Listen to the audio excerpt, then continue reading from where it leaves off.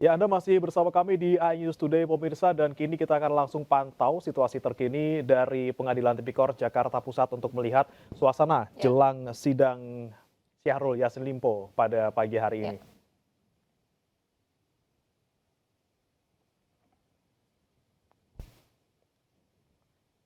Ya, pemirsa, inilah suasana dari ruang sidang di Pengadilan Tipikor Jakarta Pusat, bahwa sidang yang beragendakan pemeriksaan saksi terhadap terdakwa Syahrul Yassin Limpo akan dimulai sekitar pukul 11 waktu Indonesia Barat. Dan ada 8 saksi ya yang akan diperiksa pada siang hari ini.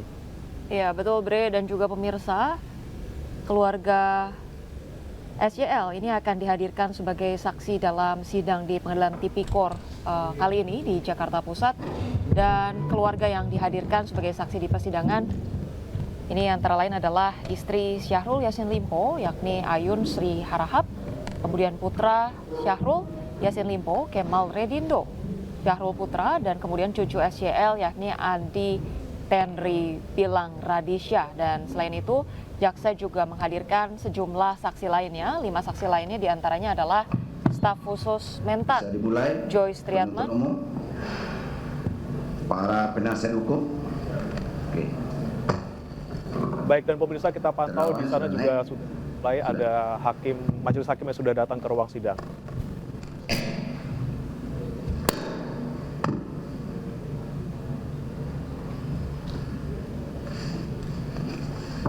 Sidang dalam perkara tindak pidana korupsi nomor 43 Pitsus TPK 2024 Pengadilan Tindak Pidana Korupsi pada Pengadilan Negeri Kelas 1A Khusus Jakarta Pusat atas nama terdakwa Ghazal Basaleh dibuka dan dinyatakan terbuka untuk umum. Silakan penuntut umum. Ya, dan pemirsa, untuk membahas terkait dengan kasus dugaan pemerasan dan gratifikasi yang menyeret mantan Menteri Pertanian Syahrul Yassin Limpo, sudah bergabung bersama kami peneliti Indonesia Corruption Watch atau ICW Kurnia Ramadana, sekaligus pengacara Syahrul Yassin Limpo, Abu Bakar Refra. Ya, kita akan terlebih dulu ke Pak Abu Bakar. Selamat pagi Pak Abu Bakar, ini sebelum sidang dimulai kami ingin bertanya terlebih dahulu, sejauh ini apa persiapan dari tim kuasa hukum Anda terkait dengan sidang hari ini, Pak?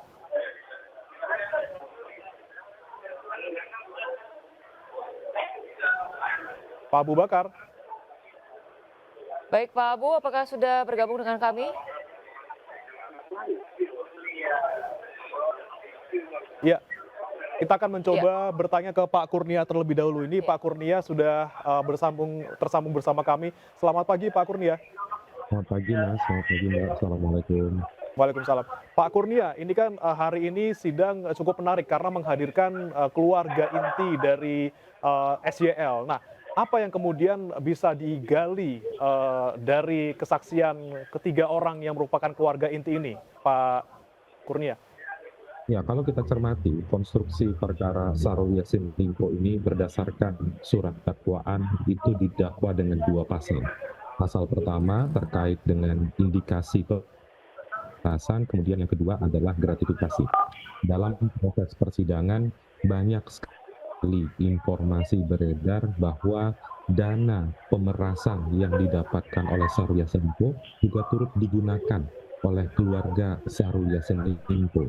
Dari itu, kami kemarin mendorong agar keluarga Syahrul Yassin Limpo dihadirkan sebagai saksi dalam proses persidangan pagi hari ini. Dan syukurnya keluarga tersebut dihadirkan sebagai saksi. Penting kita tekankan bahwa di dalam Kitab Undang-Undang Hukum Acara Pidana, seseorang menjadi saksi dalam proses persidangan itu disumpah.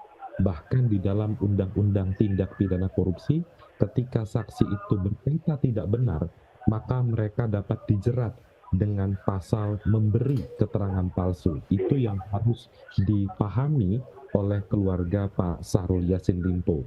Apalagi dalam proses persidangan ini ditemukan ada keterlibatan atau penggunaan dana misalnya untuk anak Pak Syahrul Yassin Limpo itu diduga mendapatkan sejumlah barang dari dana Kementerian Pertanian. Bahkan yang sempat menjadi diskursus publik, dana-dana pemerasan yang didapatkan Syahrul Yassin Limpo itu bahkan sampai digunakan oleh cucu Pak Syahrul Yassin Limpo untuk biaya sunatan, biaya ulang tahun, istrinya juga setiap bulan dikirimi puluhan juta rupiah, itu yang harus dipertanggungjawabkan oleh keluarga Pak Syahrul Yassin Limpo. Kami juga mengingatkan, sekalipun ini belum dalam proses persidangan, Pak Syahrul Yassin Limpo itu turut disangka dengan pasal 3 dan pasal 4 Undang-Undang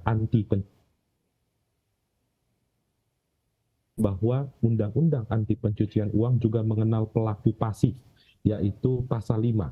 Kami mendorong agar KPK mengembangkan bagi pihak-pihak yang secara sadar mengetahui dan menerima uang hasil korupsi dapat dijerat dan ada ancaman pidana penjara di sana. Dalam kapasitas itulah kami yakin keluarga Syahrul Yassin Limpo harus dimintai klarifikasi atau konfirmasi atas temuan-temuan dalam fakta persidangan. Demikian. Baik, Ya. sudah bersambung bersama kami juga tadi Pak Abu Bakar. Selamat pagi, Pak Abu Bakar, bisa mendengar suara kami, Pak? Iya, pagi Pak Abu, sudah terdengar suara kami dan jelas, Pak?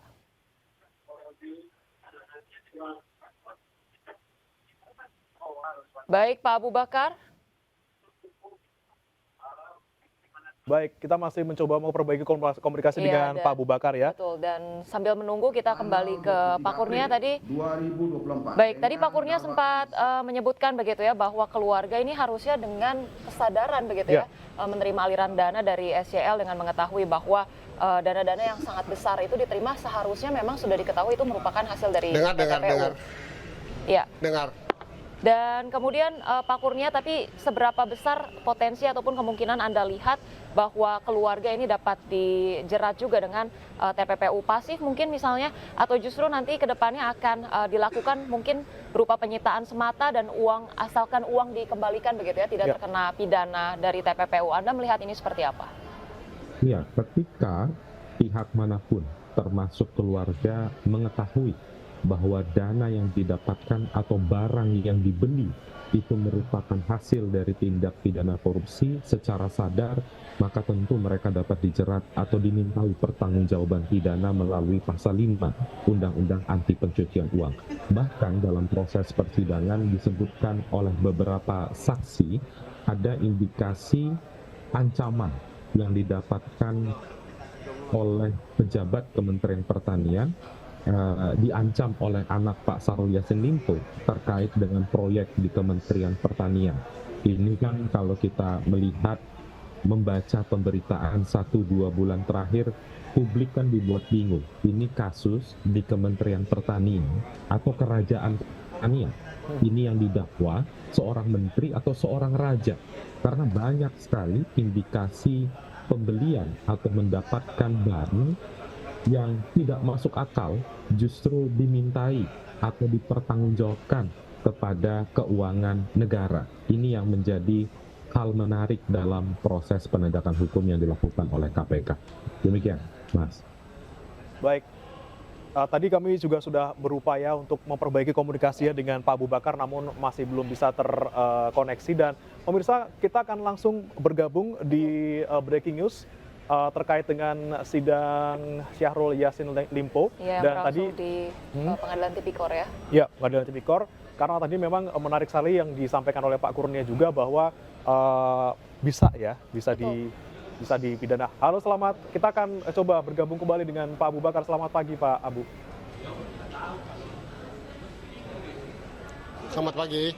Baik. Pak Abu Bakar, ini yang menarik hari ini adalah akhirnya keluarga dari klien Anda dipanggil untuk menjadi saksi dalam persidangan terkait dengan gratifikasi dan juga pemerasan.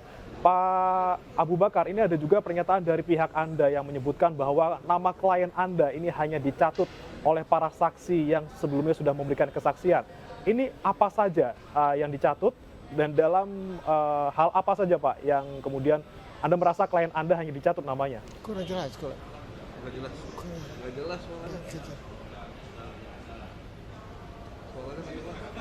Baik, nampaknya masih terkendala untuk audio, tapi nanti akan kita lanjutkan kembali selebihnya terkait dengan dialog dan juga suasana di Pengadilan Tipikor kita akan nantikan dalam Breaking News di iNews TV.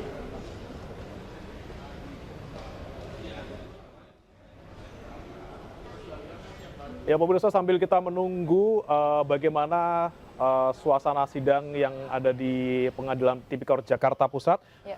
tadi kita sempat mendengarkan juga bahwa memang menarik ya kehadiran dari keluarga dari Betul. Syahrul Yassin Limpo pada hari ini, karena memang sebelum-sebelumnya ini memang yang diperiksa adalah terkait dengan orang-orang yang merasa ini kemudian diperas oleh Syahrul Yassin Limpo untuk kemudian uang-uang ini digunakan untuk keperluan pribadi dari Syahrul Yassin Limpo Dan ya. tadi yang sempat kita dengarkan juga dari Pak Kurnia dari Indonesia Corruption Watch gitu, ada sejumlah kejanggalan karena kasus korupsi ini dilakukan, bisa kita sebut secara luar biasa begitu ya. Betul. Bagaimana kita melihat adanya kerjasama yang sangat besar terjadi antara badan-badan di Kementerian Pertanian atau anak-anak buah dari Syahrul Yassin Limpo sendiri, dan termasuk juga dengan aksi pemerasan yang dilakukan begitu ya, bagaimana kemudian anak buahnya selalu dapat menyanggupi permintaan dari yang kita duga dari Syahrul Yassin Limpo. Betul sekali. Tadi juga menarik disampaikan oleh Pak Kurnia bahwa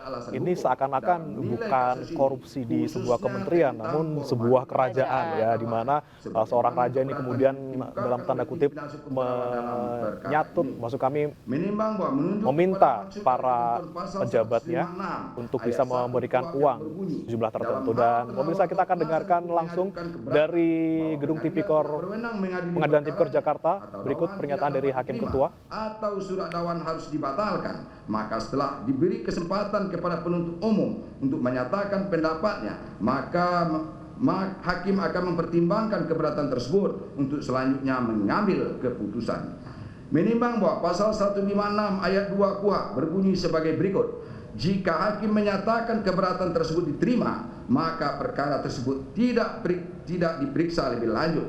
Sebaliknya, dalam hal tidak terima atau hakim berpendapat hal tersebut baru dapat diputus setelah pemeriksaan pokok perkara, maka sidang dilanjutkan. Untuk itu, majelis hakim akan mempertimbangkan keberatan-keberatan dari terdakwa dan tim penasihat hukum terdakwa sebagaimana tersebut di atas sebagai berikut.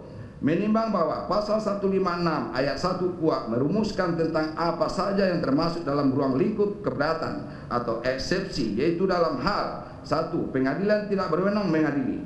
2. Dakwaan tidak dapat diterima. 3. Surat dakwaan harus dibatalkan. Menimbang bahwa meskipun demikian, Kitab Undang-Undang Hukum Acara Pidana atau KUHP sendiri tidak memberikan penjelasan rinci dalam hal bagaimana dakwaan tidak dapat diterima atau dakwaan dibatalkan, sehingga mengenai hal ini haruslah diserahkan kepada praktek peradilan dan jurisprudensi untuk menemukan dan menentukannya. Menimbang bahwa jika memperhatikan dan meneliti dengan seksama substansi keberatan yang dikemukakan oleh terdakwa dan tim penasihat hukum terdakwa tersebut beserta alasan-alasannya, jika dihubungkan dengan ketentuan pasal 156 ayat 1 KUHP, maka keberatan tersebut haruslah berdasarkan alasan-alasan sebagaimana ruang lingkup keberatan berdasarkan ketentuan pasal 156 ayat 1 KUHP. Dengan demikian, keberatan atau eksepsi tersebut hanyalah terbatas mengenai syarat-syarat atau formalitas dari surat dakwaan penuntut umum dan tidak termasuk